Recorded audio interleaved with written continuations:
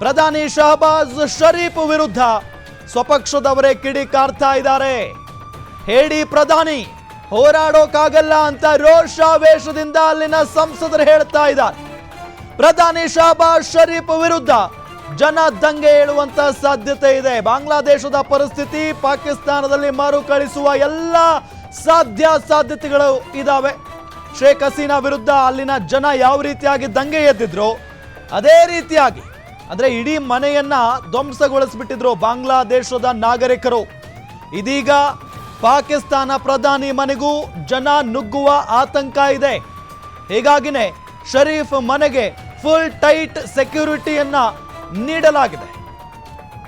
ಇತಿಹಾಸವನ್ನ ನಾವು ಗಮನಿಸೋದಾದ್ರೆ ಶ್ರೀಲಂಕಾದಲ್ಲೂ ಕೂಡ ಇದೇ ರೀತಿಯಾದಂಥ ಪರಿಸ್ಥಿತಿ ಆಗಿತ್ತು. ಆದ್ರೆ ಅಲ್ಲಿ ಬೇರೆಯದ್ದೇ ರೀತಿಯಾದಂಥ ಒಂದು ವಾತಾವರಣ ಇತ್ತು. ಅಲ್ಲಿನ ಪ್ರಧಾನಿ ನಿವಾಸಕ್ಕೆ, ಅಲ್ಲಿನ ಅಧ್ಯಕ್ಷರ ನಿವಾಸಕ್ಕೆ ಜನ ನುಗ್ಗಿದ್ರು.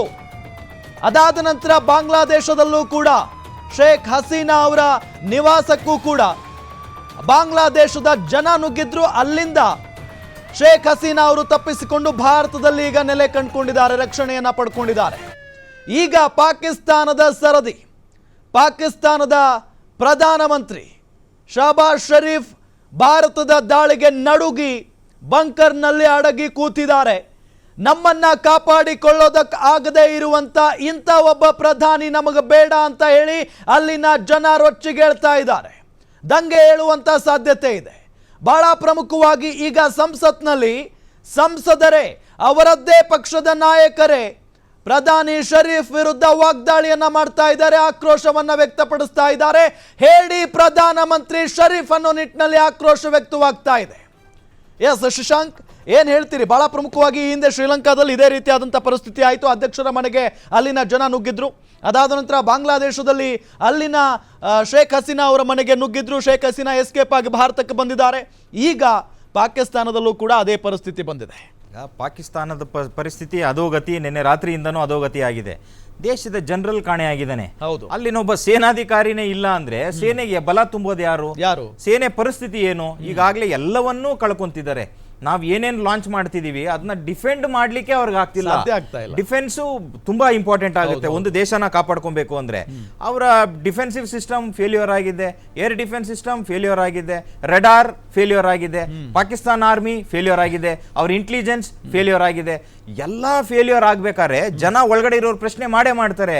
ಮತ್ ಇನ್ನೊಂದು, ಆಯ್ತು ನನ್ನ ಪ್ರಾಣ ನಾನು ಉಳಿಸ್ಕೊಂತೀನಿ, ಬೇರೆ ಎಲ್ಲಾದ್ರೂ ನಾನು ವಲಸೆ ಹೋಗ್ತೀನಿ ಅಂದ್ರು ಅವ್ರಿಗೆ ನೀವು ಕಟ್ ಹಾಕಿದಿರಿ. ಬರೀ 2,000-3,000 ರೂಪಾಯಿ ನೀವು ತೆಗಿಬೇಕು, ATM ಇಂದ ನೀವು ಹಣ ಡ್ರಾ ಮಾಡಬೇಕು ಅಂತ ಅವ್ರಿಗೆ ಒಂದು ರೆಗ್ಯುಲೇಷನ್ಸ್ ನ ಹೊರಡ್ತೀರಿ. ಸೊ ಎಲ್ಲೋ ಒಂದ್ ಕಡೆ ಪಾಕಿಸ್ತಾನಿಗಳ ಆ ನಾಗರಿಕರ ಆ ತಾಳ್ಮೆ ಹೋಗ್ಬಿಟ್ಟಿದೆ. ಈಗ ದಂಗೆ ಅಲ್ಲಿ ಶುರು ಆಗ್ಬಿಟ್ಟಿದೆ. ಯಾವುದೇ ಒಬ್ಬ ರಾಜಕಾರಣಿ, ಯಾವುದೇ ಒಬ್ಬ ಸೇನಾಧಿಕಾರಿ ಅಲ್ಲಿ ಸಿಕ್ಕಿದ್ರೆ ಕಲ್ಲಲ್ಲಿ ಆ ದೇಶದ ನಾಗರಿಕರು ಅವ್ರಿಗೆ ಹೊಡೆಯೋ ಪರಿಸ್ಥಿತಿ ಈಗಾಗಲೇ ಬಂದು ನಿರ್ಮಾಣ ಆಗಿದೆ. ನೋಡಿ ಎಂತ ವಿಪರ್ಯಾಸ ಅಂತ ಅಂದ್ರೆ, ನಮ್ಮ ಸೈನಿಕರಿಗೆ ಜಮ್ಮು ಕಾಶ್ಮೀರದಲ್ಲಿ ಕಲ್ಲಿನಿಂದ ಹೊಡಿಸ್ತಾ ಇದ್ರು ಅಲ್ಲಿನ ಪಾಪಿಗಳು. ಆದ್ರೆ ಈಗ ಅವರ ವಿರುದ್ಧನೇ ಅಲ್ಲಿನ ಜನಾನೇ ದಂಗೆ ಎದ್ದು ಕಲ್ಲು ಎಸೆಯುವಂತ ಪರಿಸ್ಥಿತಿ. ಹೌದು, ಇದೆಲ್ಲ ಒಂದು ಸರ್ಕಲ್ಲು. ಆ ಸರ್ಕಲ್ಲು ಮತ್ತೆ ವಾಪಸ್ ಬರಲೇಬೇಕು ಅಂತ ಹೇಳ್ತಾರಲ್ಲ. ಇವತ್ತಿನ ಪಾಕಿಸ್ತಾನದ ಪರಿಸ್ಥಿತಿ ಅದೇ ಆಗಿದೆ. ಯಾರೇ ಒಬ್ಬ ರಾಜಕಾರಣಿ ನೋಡಿ, ಸಂಸತ್ನಲ್ಲಿ